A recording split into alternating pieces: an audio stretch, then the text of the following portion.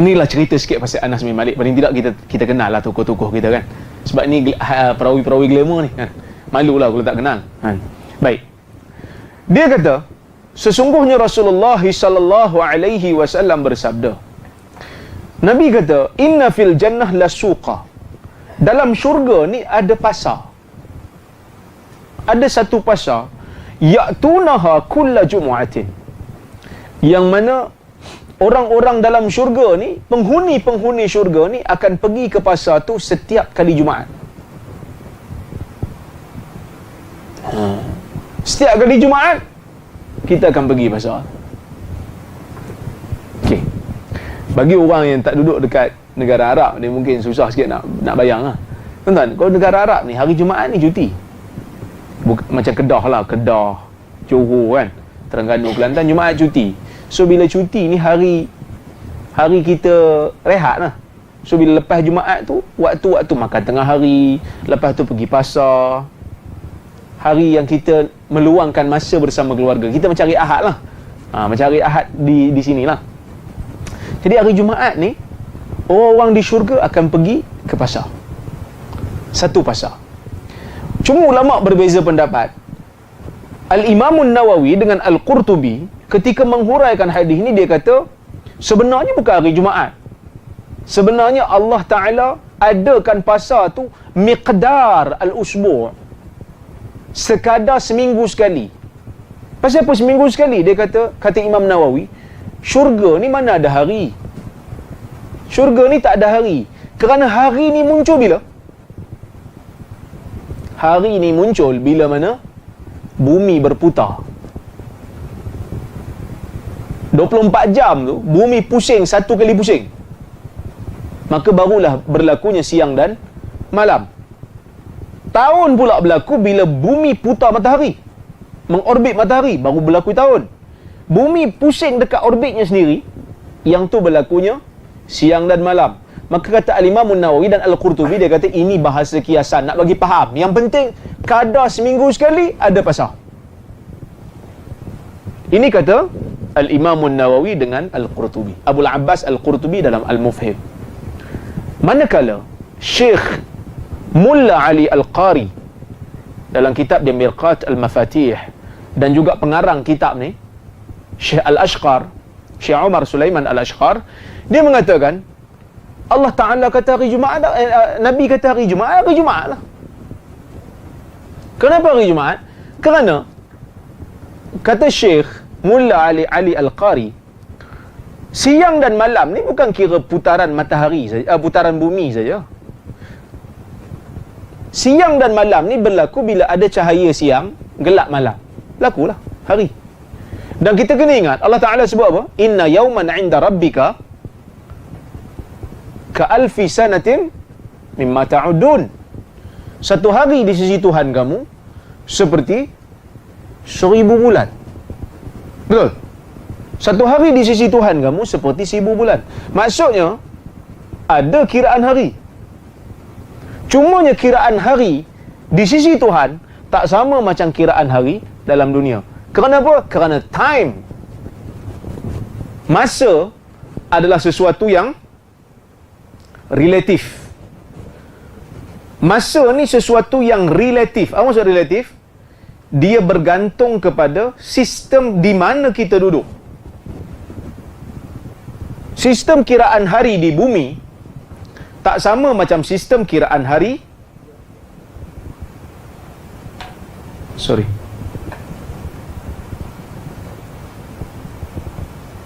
Sistem kiraan hari di bumi tak sama macam sistem kiraan hari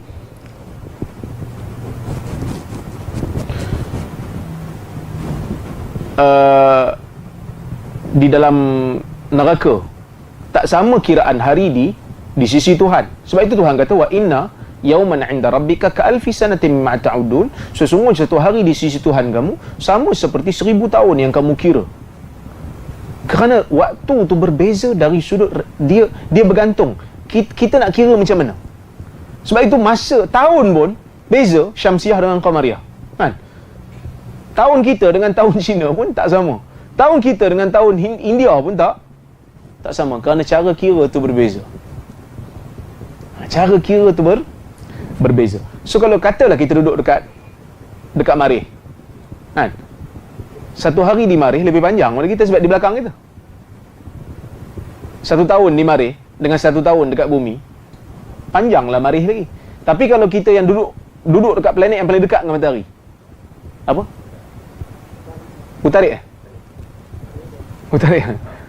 Saya sains atas sikit pada bodoh kan. Planet yang paling dekat dengan matahari tu utarik lah kot kan. Kalau salah tolong kecam saya dekat Facebook kan. Saya bukan boleh salah sikit pun kan. Utarit mungkin paling hampir dengan matahari. So setahun bagi dia lebih pendek daripada bumi. So dia relatif. Sebab tu Allah Ta'ala dia bersumpah dengan masa, wal asr, kerana sistem masa ni satu sistem yang ajaib. Sistem yang ajaib. Kita duduk di bulan tak sama dengan kita duduk di bumi. Waktu dia, cara kira waktu dia berbeza. Kan? Cara kira waktu dia berbeza. Ada orang tanya dekat Facebook, dia kata, Ustaz ada bahas tak pasal solat di Marih? Saya kata, pasal apa tanya soalan macam ni? Dia kata ada orang dah pergi dah kan. Jadi mungkin kita boleh prepare dulu lah. Saya kata tunggulah ramai-ramai pergi baru kita cari. Kita pun tak tahu betul ke tak orang pergi tu kan. Kita pun tak tahu.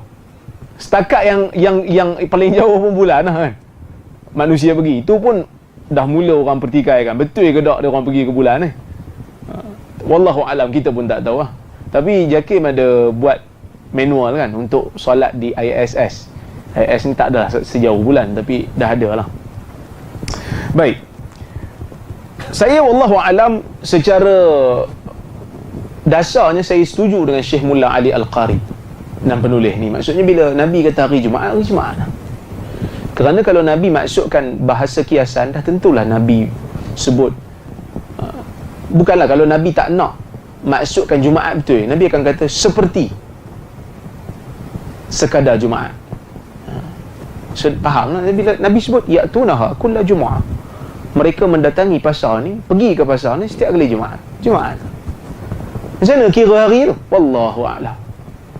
Kerana Allah menciptakan Adam pun dengan keajaiban. Terus jadi besar. Bukan macam kita kan, kecil, besar, jadi dewasa. Itu pun keajaiban.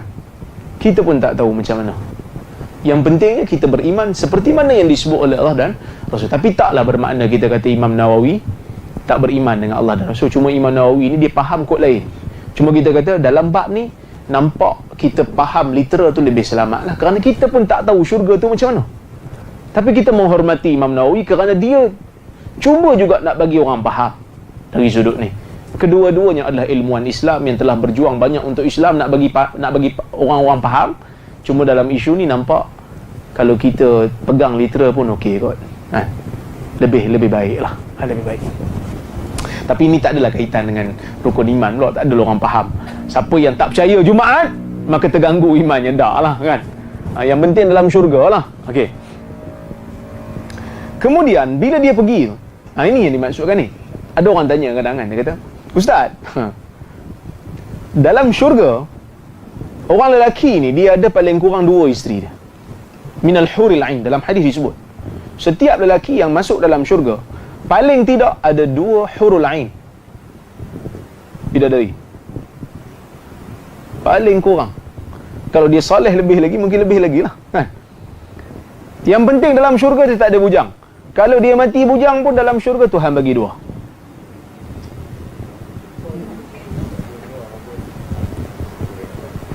Baik. Tapi orang perempuan dapat apa? Ni hadis orang perempuan. Setiap kali Jumaat ada pasar. Dia pergi shopping. Kau nak kira dalam syurga ni tak payah shopping. Minta apa dapat? Pasal apa dapat? Pasal apa nak pergi buat pasar apa tak? Kerana Allah Ta'ala tahu cara fikir hamba dia berbeza. Orang lelaki dengar pasar sakit lutut, orang perempuan dengar pasar sakit lutut baik. Tak sungguh. Saya bawa orang pergi umrah kan, bawa pergi sana tempat sejarah, pergi sini tempat sejarah, tak mau turun daripada bas. Tengok pada sini pun cukup Ustaz, dia kata.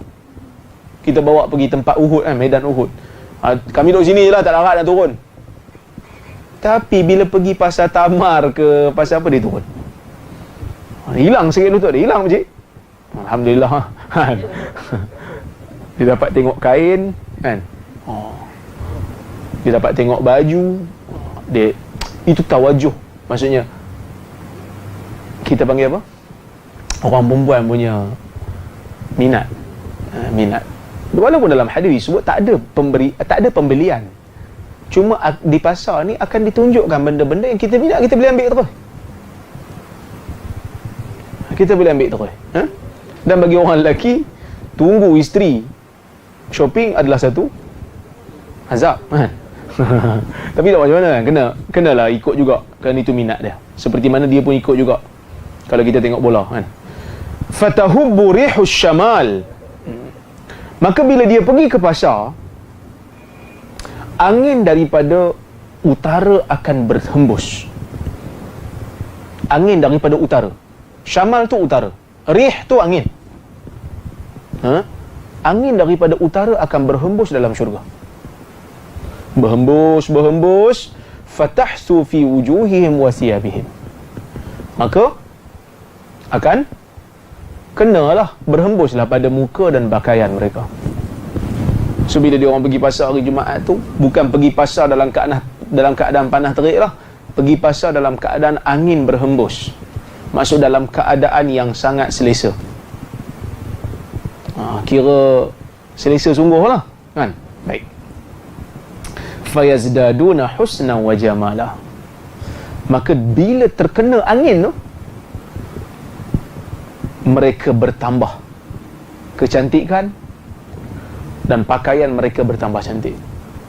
Kenapa Nabi sebut angin daripada utara? Kerana di sisi orang Arab, angin bila dia datang daripada utara tu bermaksud angin bawa hujan. Yang mana hujan pada orang Arab ni satu benda yang sangat nikmat.